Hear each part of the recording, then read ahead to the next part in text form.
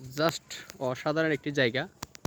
এটা হচ্ছে মনোমুগ্ধর একটা সুন্দর একটি ভালো লাগার একটি জায়গা। নিরবস্থান বলা যায় এখানে। একলা একলা হাঁটি এবং ক্যামেরা হাতে নিয়ে বিভিন্ন পশু পাখির সন্ধানে থাকি। শুক্রবার প্রথম দিন মানে একদিন বিভিন্ন ফুল থেকে শুরু করে পশু পাখি ছবি তোলার খুব আগ্রহ, তাই আমি চলে আসি। এখানে বগা আছে, অনেক বগারও ছবি তোলা যায়। দেখা যাক কোথায় কী কী পাওয়া যায়। চড়ুই পাখি পেয়েছি আজকে, সেইগুলো ভিডিওগুলো আমার ফটো ক্লিক ইউটিউব চ্যানেল এবং আমার পেজে আপনারা অবশ্যই ফলো এবং সাবস্ক্রাইব করে রাখবেন। আমি সেখানে ভিডিওগুলো আপলোড দেব প্রতিদিনই। তো সবাই দোয়া করবেন, বিভিন্ন ধরনের আপনাদের সহযোগিতা আমি এগিয়ে দিতে পারবো।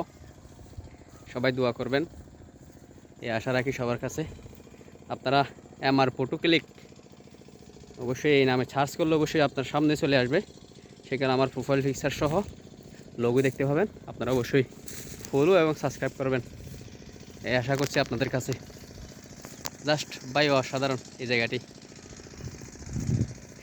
জায়গাটি হচ্ছে অসাধারণ খুব সুন্দর একটি জায়গা।